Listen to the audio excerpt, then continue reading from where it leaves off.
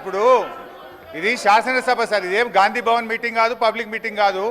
ముఖ్యమంత్రి గారు మాట్లాడిన అన్పార్లమెంటరీ లాంగ్వేజ్ను మీరు దయచేసి డిలీట్ చేయాలని చెప్పి రిక్వెస్ట్ చేస్తున్నా అధ్యక్ష.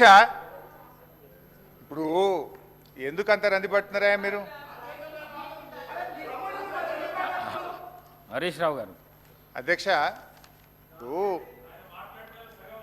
లేలే మాట్లాడు కాదు, డిస్కషన్ రెండు విషయాలు అధ్యక్ష. ముఖ్యమంత్రి గారు ఒక విషయం చెప్పిండు, దీనికి ఒప్పుకుంటున్నామా ఒప్పుకుంటలేమా, దానికి మీరు డిస్కషన్ను వేరే విధంగా తీసుకోకపోతే అది ప్రాబ్లం అవుతుంది సభకు. దయచేసి కన్క్లూడ్ చేయండి మీరు. అధ్యక్ష ఇప్పుడు స్మితా సబర్వాల్ లెటర్ గురించి మీరు మాట్లాడుతున్నారు. అదే విషయాన్ని రాహుల్ బొజ్జా గారు కూడా అదే లెటర్లు రాసినారు. ఆపరేషన్ ప్రోటోకాల్ అంటే ఏంది అధ్యక్ష? ఇప్పుడు రాహుల్ బొజ్జా గారి లెటర్ కూడా చదివి వినిపిస్తే ఒకసారి. Page number 3, KWDT2 is mandated to make operation protocol between Andhra Pradesh and Telangana under section 89. Remaining adjudication by KWDT2. Telangana is willing to consider for ad hoc operation protocol 50-50. ఇప్పుడు ఇందాక 50-50 మీరు ఎందుకు ఒప్పుకున్నారు? మీ secretary రాసింది 50-50 ఇవని. ఎప్పటిదాకా రాహుల్ బొజ్జా గారు అయితే ఎప్పటిదాకా ఆపరేషన్ ప్రోటోకాల్ ఫైనల్ అయ్యేదాకా అని రాశాడు.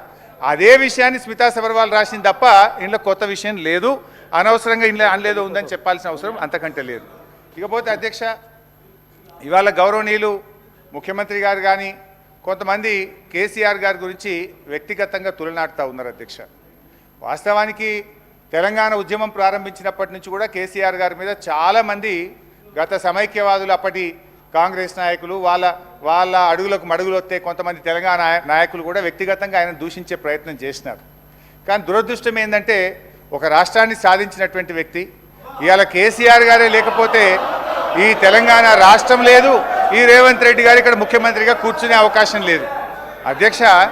ఎందుకంటే కేసీఆర్ గారు ఆయనను నిందిస్తే మేమేం బాధపడలే అధ్యక్ష. ఈరోజు మా పోరాటం ఏంది? కేసీఆర్ గారిని నిందిస్తే సరే ప్రజలు చూసుకుంటారు.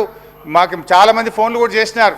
ఈ ముఖ్యమంత్రి గారి భాష చూసి మేధావులు, చాలామంది విజ్ఞులు మాకు ఫోన్ చేసి ఇదేం భాష అని కూడా బాధపడే సందర్భాలు ఉన్నాయి.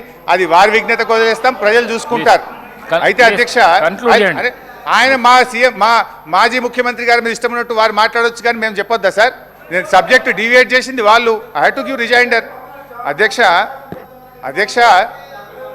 ఇప్పుడు ఆనాడు తెలంగాణకు అవమానాలు జరిగితే కేసీఆర్ గారు తనకు అవమానం జరిగిందని భావించి ఆ రోజు ఒక్కడిగా బయలుదేరిండు, ఎదురొడ్డిండు, పోరాడిండు, ఇవాళ తెలంగాణ రాష్ట్రాన్ని సాధించిండు అధ్యక్ష.